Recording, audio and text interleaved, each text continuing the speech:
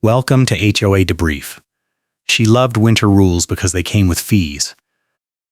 The tow driver hooked my front wheel and Karen screamed that I had no right to dispute on site and the car was leaving unless I paid the release fee immediately.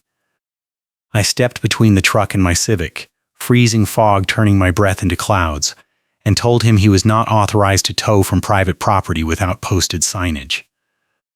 Deborah Young, Finance Committee lead for the Lakewood Community Association, shoved her phone in my face and said the board authorized it an hour ago.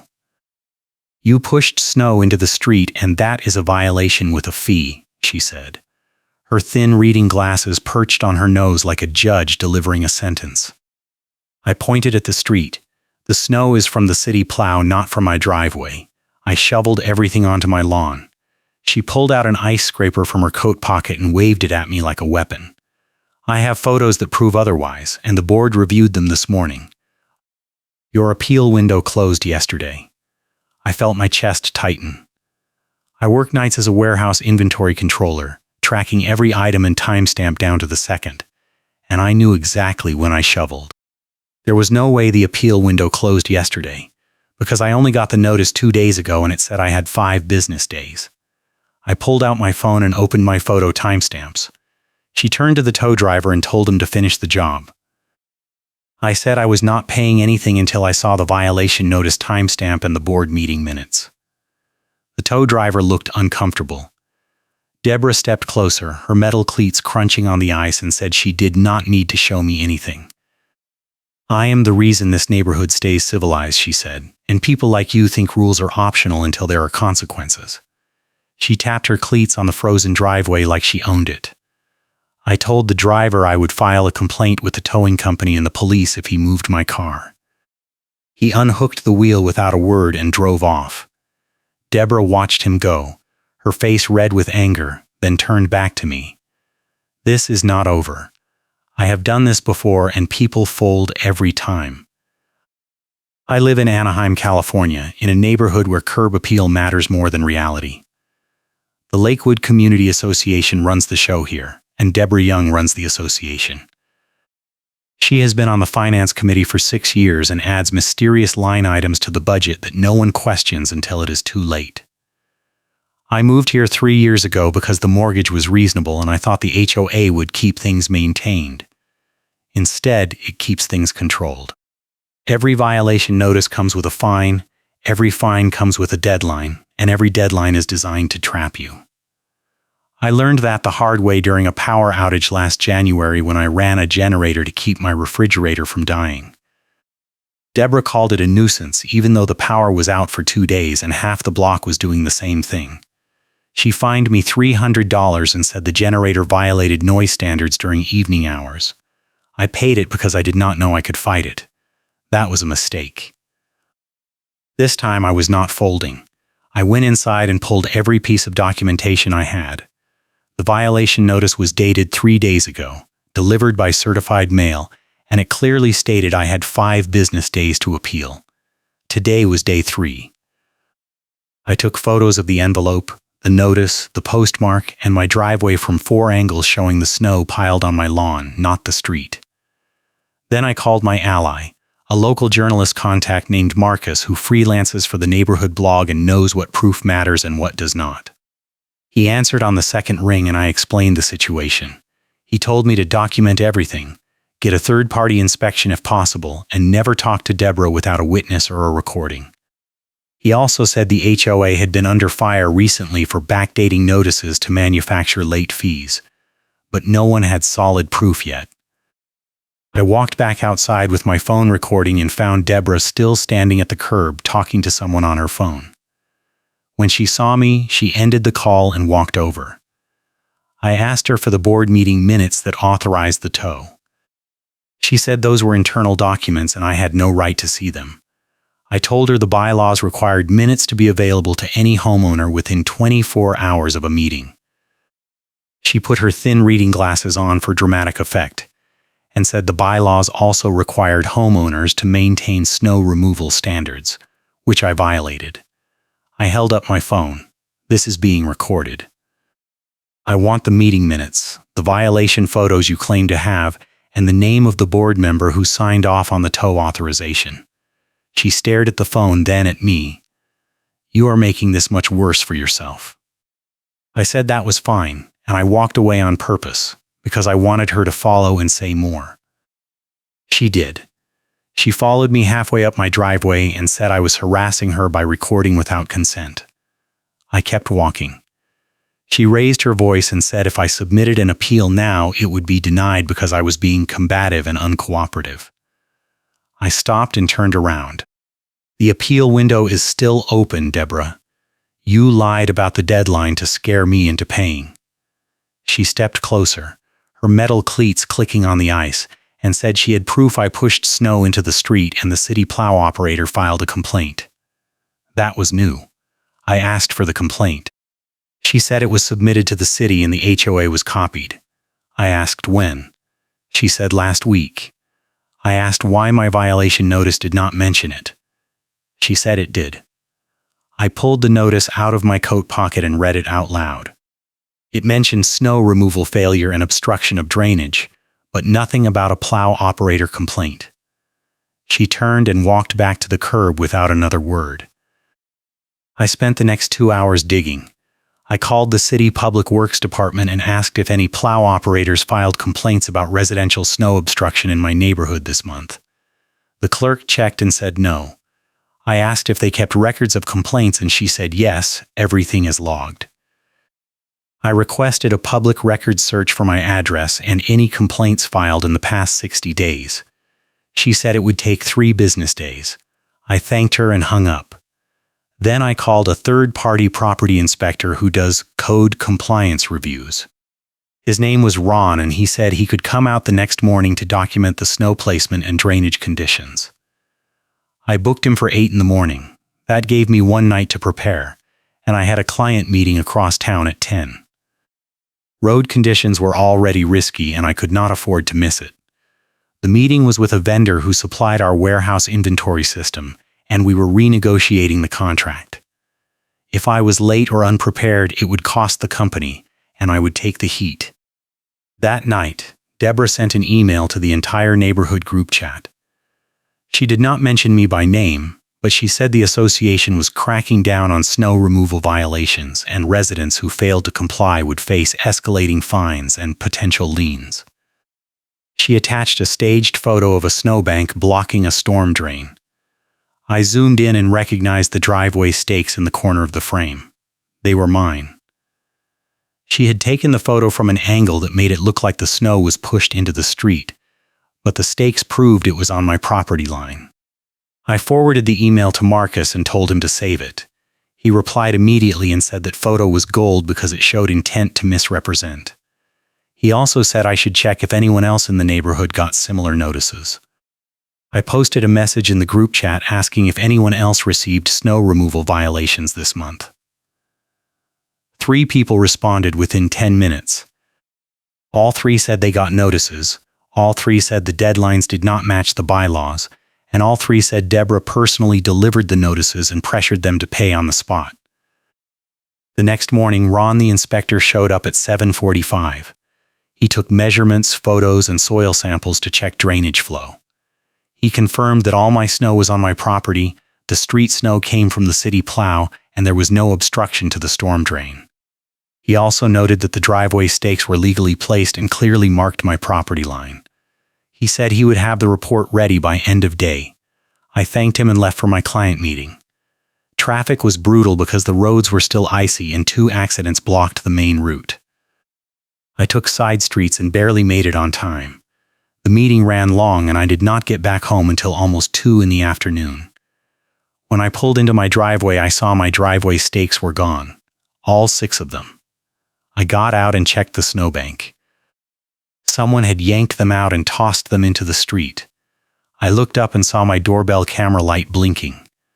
I pulled the footage on my phone and watched Deborah walk up to my driveway at 11 in the morning, yank out every stake one by one and throw them into the road. She looked directly at the camera when she finished and said they were illegal signs. I saved the footage and sent it to Marcus. He called me 5 minutes later and said that was vandalism and trespassing, and I needed to file a police report immediately. I called the non-emergency line and an officer came out within an hour. I showed him the footage. He watched it twice, shook his head and said he would file a report and follow up with Deborah. He also said the HOA had no authority to remove property markers and I could press charges if I wanted. I told him I would decide after I saw how the HOA responded.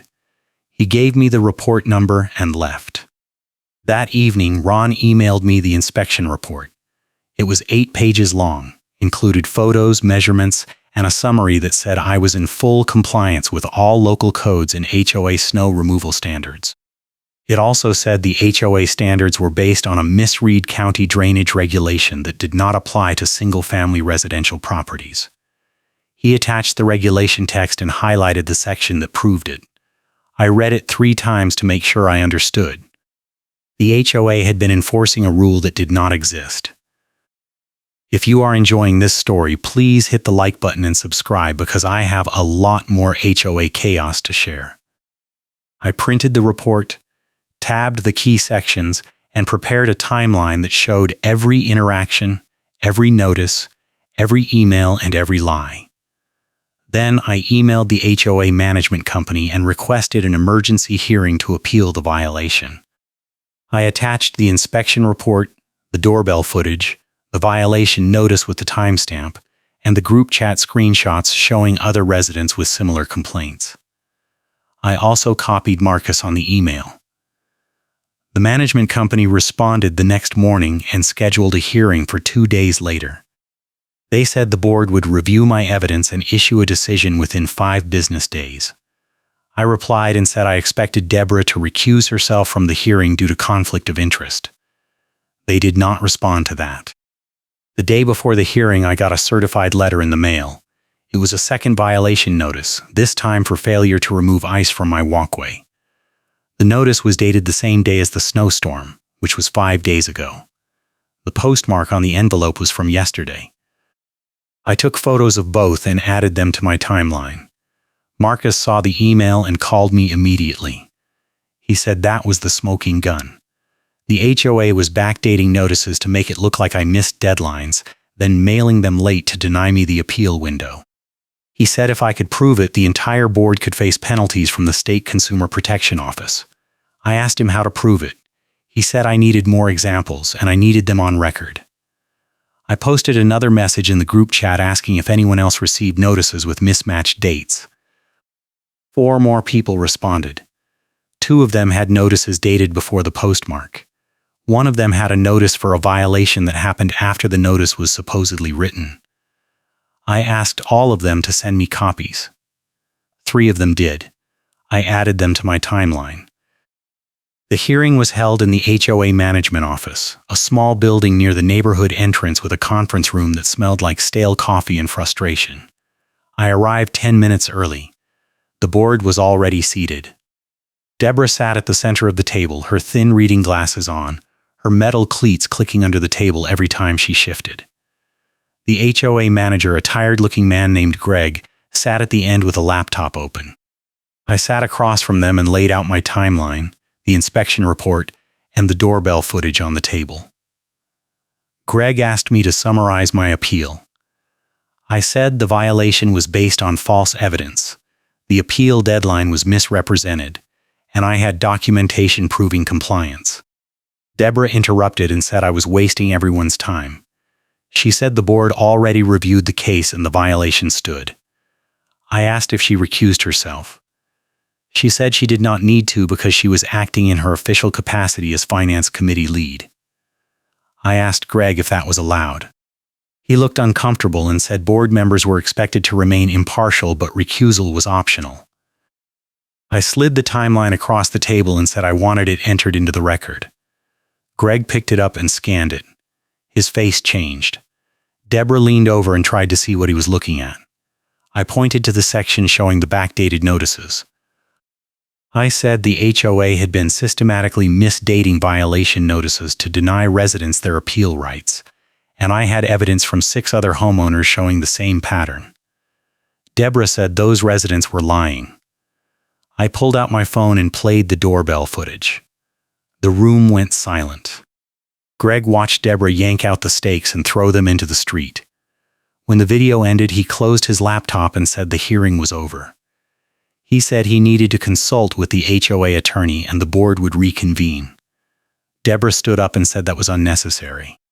Greg ignored her and walked out. I gathered my documents and left. Deborah followed me into the parking lot. "You think you are clever," she said. "You think showing up with a little timeline and some video makes you right." I kept walking. She raised her voice. "I have done this before and people fold every time. You are going to fold too." I turned around and looked at her. "You already said that, Deborah. And you were wrong then too." She stepped closer, her breath fogging in the freezing air. "You have no idea what you just started. The board will bury you in fees and liens until you beg to settle." I got in my car and drove home. That night, Marcus called and said Greg reached out to him off the record. He said the management company was panicking because the timeline showed a clear pattern of fraud, and they were liable if it went public. He also said Deborah was insisting the violations were legitimate and threatening to sue the management company if they sided with me. Marcus asked if I was ready to escalate. I said yes. The next morning, I filed a formal complaint with the State Consumer Protection Office. I attached the timeline, the inspection report, the doorbell footage, the backdated notices, and the group chat screenshots. I also requested an investigation into the HOA's financial practices, specifically the mysterious line items Deborah had been adding to the budget. Marcus published a blog post summarizing the case without naming me, but including enough details that everyone in the neighborhood knew who it was about. The post went viral in the local HOA watchdog groups, and I started getting emails from people in other neighborhoods saying they had similar experiences. 2 of them said they were filing complaints too. By the end of the week, the state office confirmed they were opening a case file. They said an investigator would contact me within 10 business days. Deborah did not wait that long. She tried one more move. She called another tow company and authorized them to remove my car for unpaid fines. The driver showed up at 6 in the morning and hooked my front wheel again. This time, I was ready. I had already notified the police about the previous tow attempt and filed a harassment report. When the driver started winching my car, I called 911 and said my vehicle was being illegally towed from private property. 2 officers showed up within 10 minutes. They made the driver unhook my car and asked him who authorized the tow. He showed them a work order signed by Deborah. The officers told him the HOA had no authority to tow from private property without a court order or a lien, and if he touched my car again, he would be cited. The driver left. The officers took a report and said they would follow up with Deborah about filing false work orders. One of them said this was the 3rd call they had gotten about the HOA this month, and the department was starting to notice a pattern. That afternoon, I got an email from Greg. He said the board held an emergency meeting and voted to rescind my violation, refund any fees, and issue a formal apology. He also said Deborah was placed on administrative leave pending an internal review. I replied and said I wanted the apology in writing, on HOA letterhead, and sent to every homeowner who received a backdated notice. He said he would forward my request to the board. 2 days later, the apology arrived. It was 3 sentences long and did not mention Deborah by name, but it acknowledged that some notices were issued in error and affected homeowners would receive refunds. I forwarded it to Marcus. He said it was weak, but it was progress. The state investigator called me a week later. Her name was Linda, and she said she reviewed my complaint and the supporting documents. She said the case warranted a full audit of the HOA's financial records and violation enforcement practices. She also said she would be interviewing other residents and requesting documents from the management company. I asked how long the investigation would take. She said it depended on what they found, but typically 3 to 6 months. I thanked her and hung up. That night, I got a text from one of the neighbors who filed a backdated notice complaint. She said Deborah showed up at her door and tried to pressure her into withdrawing the complaint. She said Deborah told her the investigation was going to hurt property values and everyone would suffer. The neighbor told her to leave and filed a police report for intimidation. 3 months later, the state office released their findings. The HOA had been systematically backdating violation notices for over 2 years, collecting more than $40,000 in improper fees, and misappropriating funds through vague budget line items that Deborah controlled. The report recommended the board remove Deborah from all leadership positions, refund all improper fees, and implement third-party oversight for financial decisions. The management company immediately terminated their contract with the board and said they would not renew unless the recommendations were followed. The board held a special meeting and voted to accept the findings. Deborah was forced to resign from every leadership role. The HOA issued full refunds to everyone who filed a complaint. I got a check for $1,200, which covered the original fine, the second fine, and the tow release fee I never actually paid. The final piece came 2 weeks later. I confronted the management company in their lobby and made them confirm the record on camera. I asked Greg if the board reviewed the violation photos before authorizing the tow. He said no. I asked if Deborah submitted any evidence beyond her own statement. He said no. I asked if the board ever verified the plow operator complaint she claimed existed. He said no. I asked why the appeal deadline was misrepresented in the first notice. He said it was an administrative error. I asked how many administrative errors had happened in the past 2 years.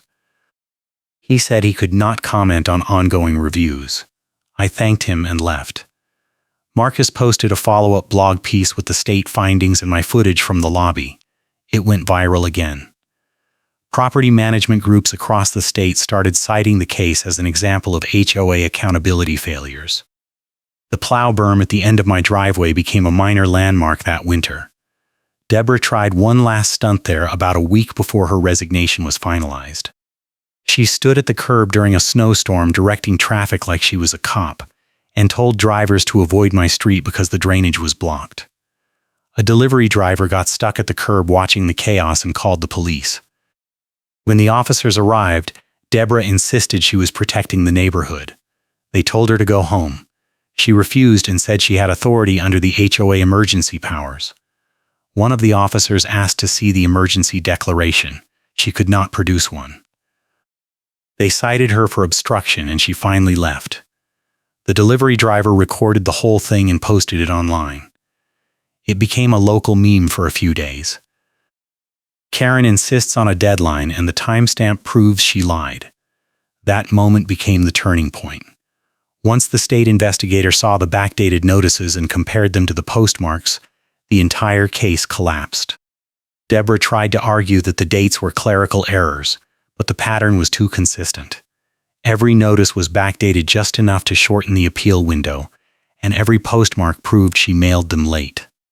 The investigator interviewed the postal workers at the neighborhood branch, and they confirmed that Deborah frequently brought in large batches of certified mail with specific instructions about timing. That testimony sealed it.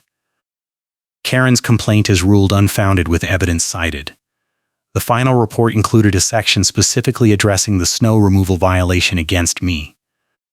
It stated that the evidence provided by the homeowner, including third-party inspection and time-stamped photographic documentation, conclusively disproved the association's claims. The report further noted that the association representative engaged in evidence tampering by removing property markers and misrepresenting photographic evidence to support a false narrative. The finding was entered into the public record and copied to every homeowner in the neighborhood. The management company disciplines the rep who enabled it. Greg kept his job, but barely.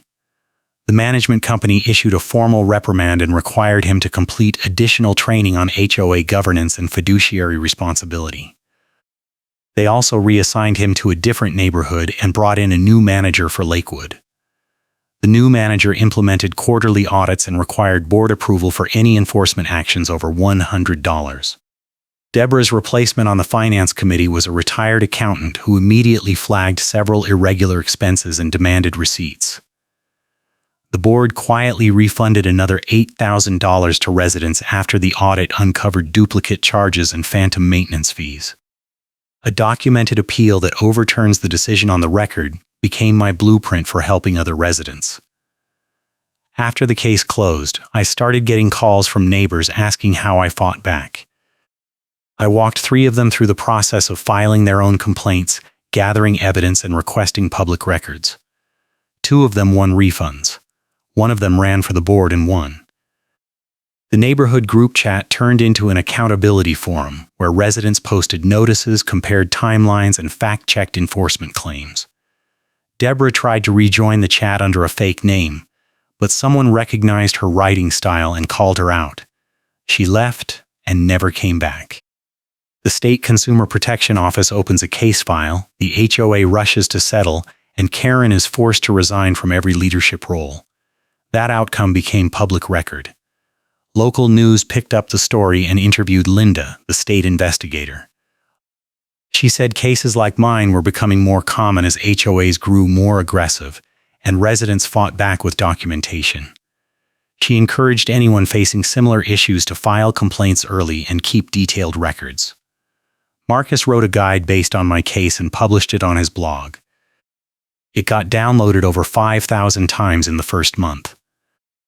Deborah moved out of the neighborhood 6 months later. She sold her house quietly and did not attend the closing. I heard through the group chat that she tried to join the board of her new HOA and was rejected after a background check revealed the state findings. The last time I saw her was at the grocery store. She pretended not to see me. I did not say anything. There was nothing left to say. The ice scraper she used to accuse me that first morning became a running joke in the neighborhood. Someone left a plastic ice scraper on the HOA bulletin board with a note that said, "Use responsibly." It stayed there for weeks before the new manager quietly removed it. I kept mine in my car as a reminder. Every time I see it, I remember the moment Deborah waved it at me like a weapon and said, "People fold every time." She was wrong. People fold when they do not have proof. I had proof, I had patience, and I had a timeline that turned her own words into evidence. That made all the difference. Thanks for watching. I will see you in the next HOA story.